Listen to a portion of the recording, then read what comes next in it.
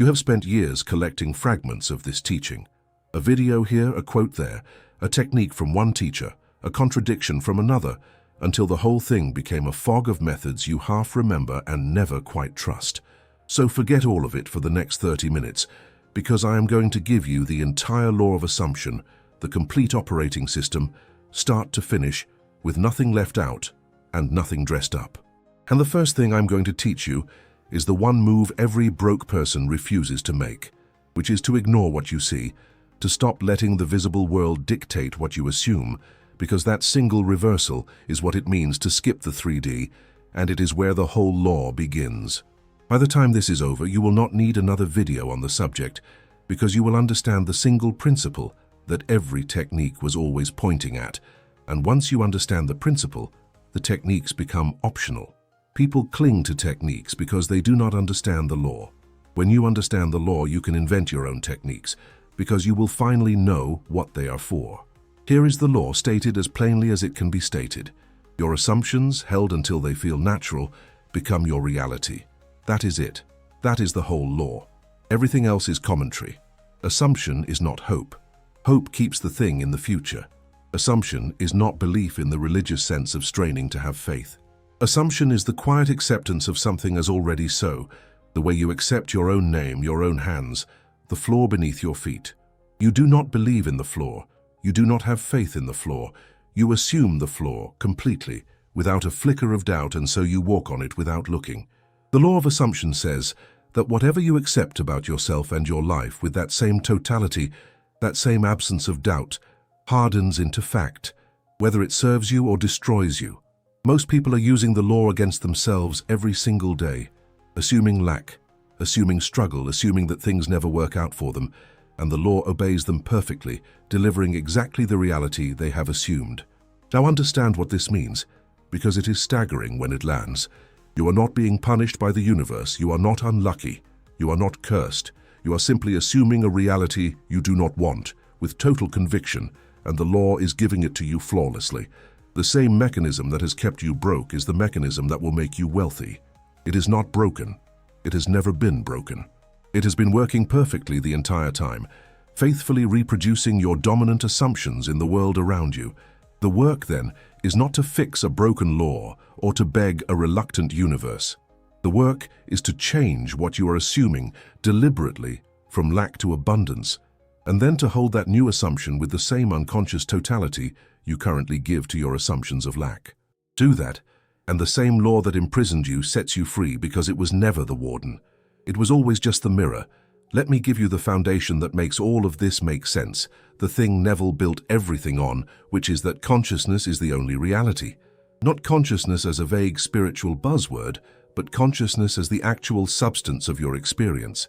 Everything you have ever known, every object, every person, every event, you have known only as a state of your own consciousness, as an experience appearing in your awareness. You have never once experienced anything outside your consciousness, because that is impossible by definition. The world you see is the world as it appears in your mind, and this means the world is not a fixed external thing you must fight against. It is a malleable inner thing that conforms to the state of consciousness you occupy. Change the inner state, and the outer world, which is only ever the outpicturing of the inner state, must change to match. This is not positive thinking. This is a statement about the actual structure of reality, and once you accept it, manifestation stops being magic and becomes simple cause and effect. So here is the entire mechanism in one image. Your consciousness is like a projector, and the world you experience is the image on the screen. You have been standing at the screen, trying to change the image by scrubbing at it, pushing at it, fighting the figures of light with your bare hands, which is what effort in the outer world amounts to. The law of assumption tells you to walk away from the screen and change the slide in the projector. The slide is your assumption. Change the slide, and the image on the screen changes effortlessly, because the image was never the cause. The image was always the effect. All your struggle has been at the level of the screen, the effect, and that is why nothing held, because the slide, the cause, never changed. 20 minutes from now you will know exactly how to change the slide, and you will never again waste your life scrubbing at the screen. Step 1 of living by this law is to know exactly what you want, stated as a fulfilled end, not a process. This sounds obvious, and almost nobody does it. People want more money, but more is not an end. It is a direction with no destination, and the law cannot deliver a direction. You must choose the end, not how much you want to make, but the state of having it. I am financially free. I have more than enough. I earn this specific amount with ease. The end is a state of being, not a plan of action, and it must be stated in the present, as already accomplished, because the law produces what you assume to be true now, not what you hope to be true later. Every time you phrase your desire as something coming, you push it into a perpetual future that never arrives, because you keep assuming it is not here yet. State the end as done, and you have set the slide. Now you must hold it. Step 2 is the construction of the felt scene, and this is where the law becomes practical. You take your end, and you ask one question: what would I be experiencing right now if this were already true? Not the moment of achieving it, but an ordinary moment that could only exist if it were already a settled fact. The casual glance at the account showing the number. The relaxed conversation in which you mention, without drama, that money is handled. The simple physical sensation of being in a circumstance only your wealthy self could occupy. You build one short scene that implies the fulfillment, and you make it small, ordinary, and believable, because the subconscious accepts the ordinary and rejects the grandiose. A small scene felt as real does infinitely more than a spectacular scene watched as fantasy. The scene is your tool for occupying the end, for moving your consciousness from the state of wanting into the state of having, which is the entire point of every technique that has ever existed in this teaching. Step 3 is to enter that scene and feel it real, and the operative word is feel. The law does not respond to pictures, it responds to states of consciousness, and a state of consciousness is fundamentally a feeling, an emotional and bodily sense of being a certain person in a certain reality. You enter the scene through your own eyes, you engage your senses, and above all you generate the feeling that scene would produce, the relief, the security, the quiet satisfaction, the boredom of the already wealthy, until your body responds as though it were real, because to the subconscious a feeling fully occupied is indistinguishable from a fact. This is what Neville meant by the feeling of the wish fulfilled. It is not a technique among techniques, it is the actual mechanism by which the slide gets changed. Everything else is just a method for arriving at this feeling. When you feel the wish fulfilled with enough reality that it satisfies you, that the wanting quiets and a sense of completion arrives, you have done the essential work, and the law takes it from there. Step 4 is the timing, and this is the lazy genius of the entire system. The single most effective moment to occupy the felt scene is the drowsy state just before sleep, the threshold Neville called the state akin to sleep. In this state, your conscious mind, the critical gatekeeper that argues and doubts and cancels your assumptions with its hidden no, loosens its grip. The door to the subconscious swings open, and whatever assumption you are occupying as you cross that threshold sinks directly into the deep mind that runs your reality, with almost no resistance. This is why a single minute of the felt wish at the edge of sleep outperforms an hour of straining visualization in the middle of the day. You are not working harder. You are working at the one moment when the door is open. So you take your scene, your feeling, into the drowsy pre-sleep state, and you let yourself fall asleep occupying the wish fulfilled, and the law receives the instruction cleanly while you do the one thing every human can do perfectly, which is lose consciousness. Before I give you the harder and more important half, the part about how to hold the assumption against a contradicting world, do this. In the comments, state your end right now as a present fact, not what you want, what is already true for you from this moment forward. I am financially free. I earn more than enough with ease. Whatever it is, write it as done, because the act of stating the end clearly is itself the first move of the law, and most people never even complete this step, drifting through life with vague wishes they never crystallize into definite ends. State your end in the comments. Make it concrete, make it present, and then stay with me, because now I'm going to show you the thing that actually determines whether any of this works, which is what you do in the hours and days after you set the slide, when the screen still shows the old image and your faith is tested. Here is the truth that separates the people who change their lives from the people who collect manifestation videos forever. Setting the assumption is easy. Holding it is everything. The moment you set a new assumption, you create a gap, a space between the reality you have assumed and the reality your senses still report. Your account is still low, the bills still come, nothing visible has changed. And in that gap, your old assumptions come flooding back to reclaim you, whispering that it did not work, that this is foolish, that you should go back to worrying and chasing like a responsible person. This gap is the entire battlefield. Everything is won or lost here. And the law of the gap is simple. Whatever assumption you maintain through the gap is the one that manifests. If you maintain the new assumption of wealth, despite the contradicting evidence, it hardens into fact. If you let the contradicting evidence pull you back to the old assumption of lack, the old reality persists.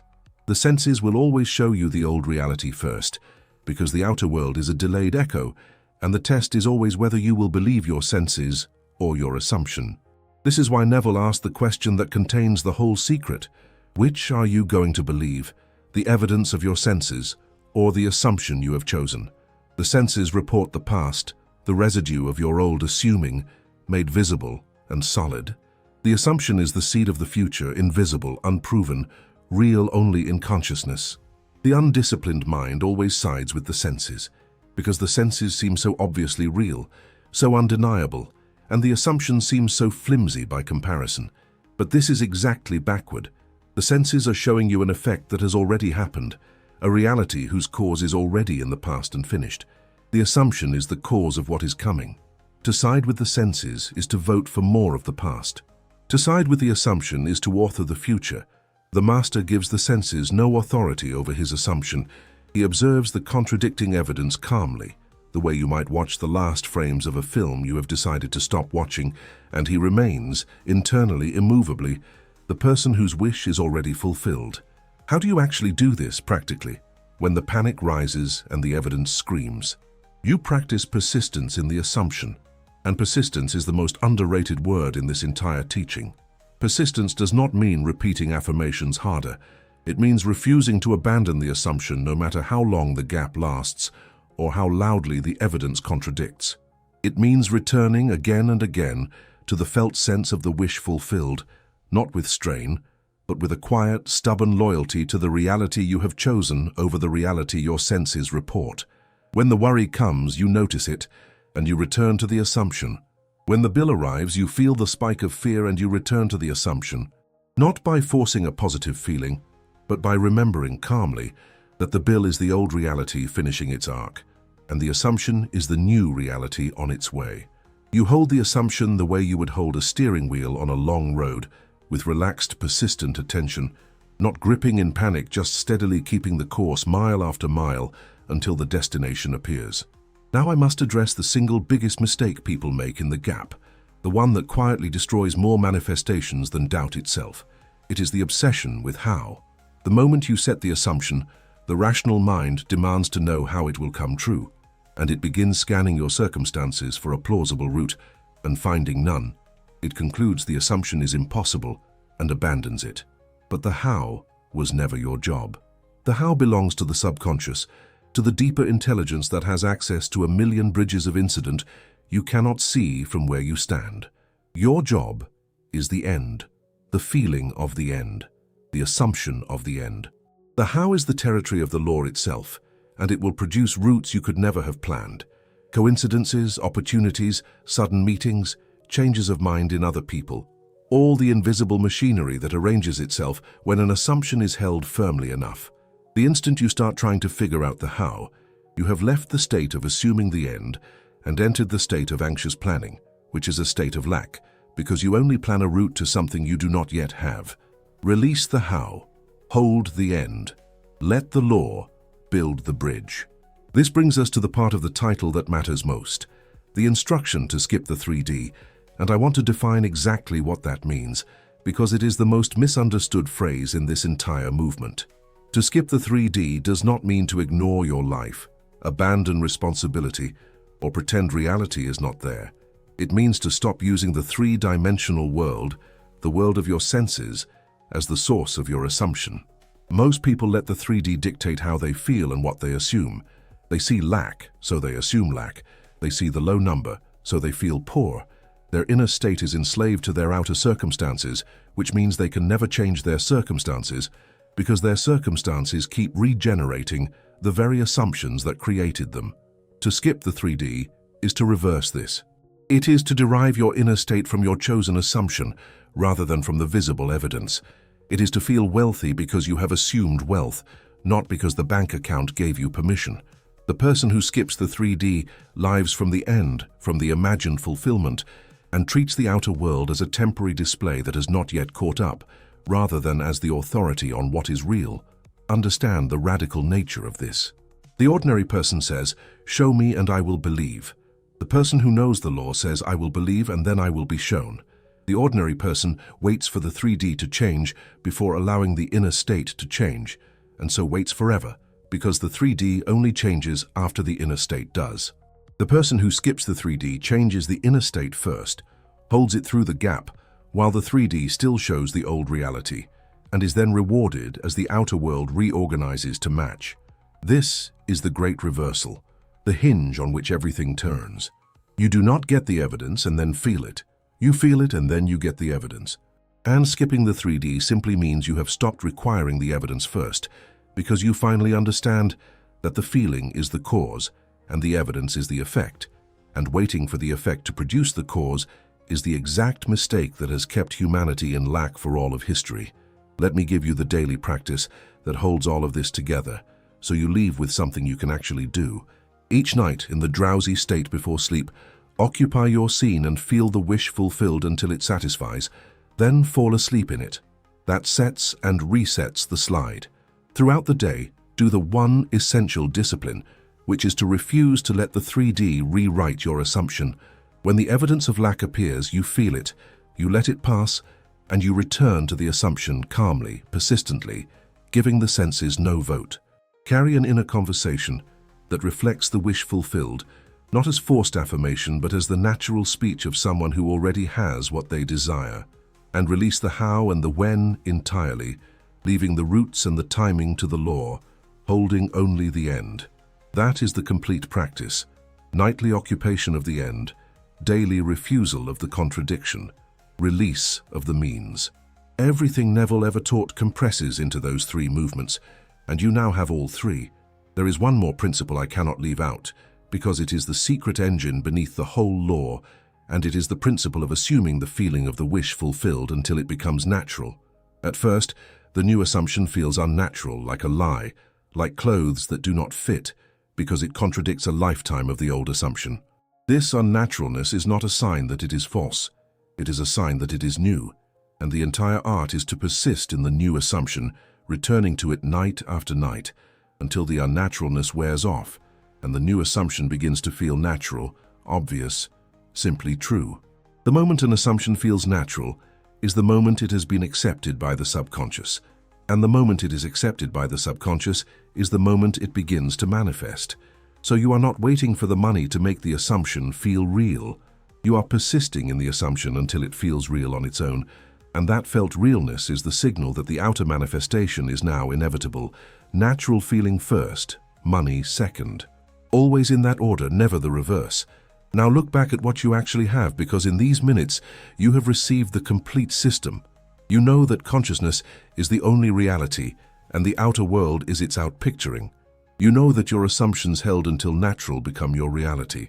You know to state your desire as a fulfilled end, to build a small ordinary scene that implies it, to feel it real, and to occupy that feeling at the threshold of sleep. You know that the gap between assuming and receiving is the battlefield, and that persistence through the gap is what determines the outcome. You know to release the how to the deeper intelligence and to refuse the when. And you know what it means to skip the 3D, to derive your inner state from your chosen assumption rather than from the contradicting evidence of your senses. This is not a fragment. This is the whole law. You could practice this for the rest of your life and never need another teaching, because every other teaching is only an elaboration of what you now hold complete. Let me answer the questions that are forming in your mind right now, because if I leave them unanswered, they will become the cracks through which doubt seeps in and dismantles everything you just learned. The first question is always the same. What if I do this and it does not work? And the answer reveals a misunderstanding of the law so deep that correcting it will change your entire relationship to manifestation. The law cannot fail to work, because the law is always working. It is producing your reality right now from your current assumptions perfectly. The question is not whether the law works. The question is what you are assuming. When someone says it did not work, what actually happened is that they set a new assumption for a few nights, and then in the gap reverted to the old assumption of lack, and the law faithfully produced the old assumption, because that is the one they ultimately held. The law did not fail. It succeeded at giving them what they truly assumed, which was that it would not work. Your doubt is itself an assumption, and the law honors it. This is why persistence is everything. You are not persisting to convince a reluctant universe. You are persisting because whichever assumption you end on is the one that becomes real, and the gap is simply the period in which you decide which assumption that will be. The second question is about other people. What about the people whose choices affect my money? The boss, the client, the market, the people who seem to hold my fate in their hands. And here the law makes a claim that sounds impossible until you understand consciousness as the only reality. Other people are not independent agents operating outside your consciousness. They appear within your consciousness, and they play the roles your dominant assumptions assign them. This does not mean they are not real, or that they have no inner life of their own. It means that in your experience, the version of them you encounter conforms to your assumptions about them and about yourself. Assume yourself to be someone who is valued, well paid, sought after, and the people in your world begin to treat you accordingly, not because you manipulated them, but because your changed assumption changed the entire field of your experience, including the behavior of the people in it. Neville stated this directly. If you change your conception of yourself, the people in your world will reflect the change, because they were always reflecting your conception in the first place. You do not need to control others. You need to change your assumption about yourself, and others will shift to match it. The third question is the hardest and the most honest. How do I feel wealthy when I'm clearly not, when the evidence of lack is right in front of me, when feeling rich seems like delusion? And the answer is that you are not asked to deny the facts. You are asked to deny their authority over your assumption. There is a vast difference. Denial of the facts is pretending the bill is not there, which is fragile and exhausting because part of you knows you are lying. Denial of their authority is seeing the bill clearly, acknowledging it fully and simply refusing to let it determine your inner state, because you have understood that the bill is the past made visible and your assumption is the future being born. You can hold a low bank balance in one hand and the felt assumption of wealth in the other without contradiction, because they exist on different levels. The balance is the current reading of the old setting. The assumption is the new setting being installed. The wealthy feeling is not a claim about the present balance. It is the felt occupation of the end, the state you are growing into, and you have every right to occupy it now because that occupation is precisely what brings the balance up to meet it. I want to give you a deeper understanding of why the feeling matters more than the thought, because this is where so many sincere students fail. They think the law by repeating ideas, by affirming, by mentally insisting on wealth, and they wonder why nothing changes, while their feeling, their actual emotional state remains soaked in worry and lack. The subconscious does not respond to your thoughts. It responds to your feelings, to your prevailing emotional state, to the mood you live in. You can think wealthy thoughts all day and feel poor the entire time, and the law will produce poverty because it read your feeling, not your thought. This is why a positive affirmation said from a state of desperation produces nothing or worse, because the words say wealth while the feeling screams lack, and the feeling wins every time. The work then is not at the level of thought, it is at the level of feeling. You must change how you feel, not just what you think, and the felt seen at the edge of sleep is the tool for changing the feeling, because it bypasses the thinking mind entirely and installs a new emotional state directly. Aim always at the feeling. The thoughts are servants. The feeling is the king, and the law obeys the king. There is a state of mind that I want you to aim for above all others, because it is the signature of a successful assumption, and it is not excitement, not hope, not even happiness. It is a settled, quiet, almost indifferent knowing. When you truly assume something, you stop being excited about it, because excitement implies it is still uncertain, still wanted, still outside you.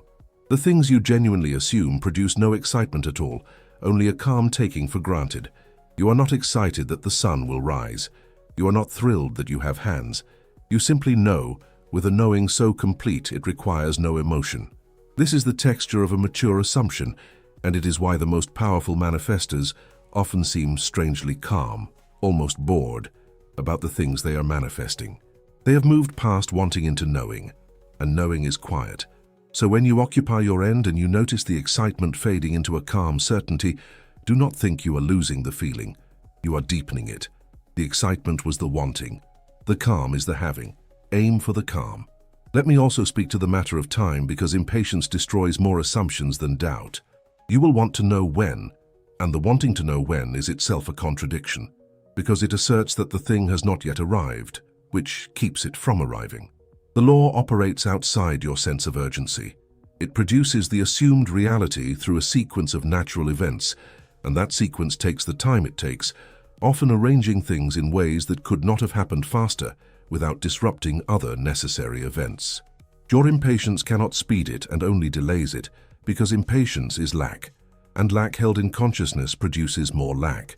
The mature student sets the assumption, occupies the end, and then releases the timeline entirely, living from the assumption as though there were all the time in the world, precisely because that relaxed timelessness is the state of one who already has.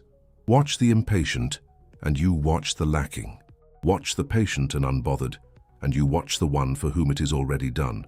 Become the latter, and you remove the last great obstacle between the assumption and its fulfillment.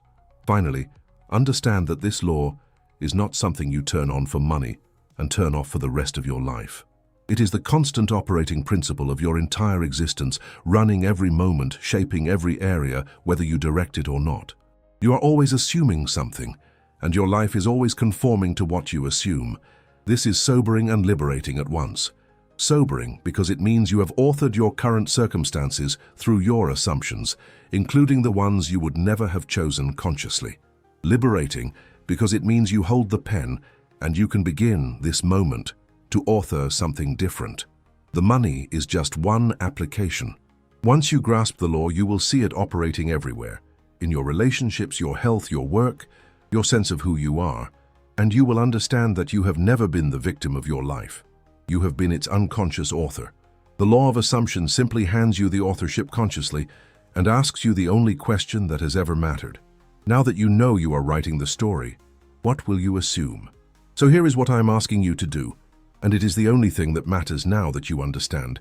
Stop studying and start assuming. The reason most people who know this law are still broke is not that they do not understand it.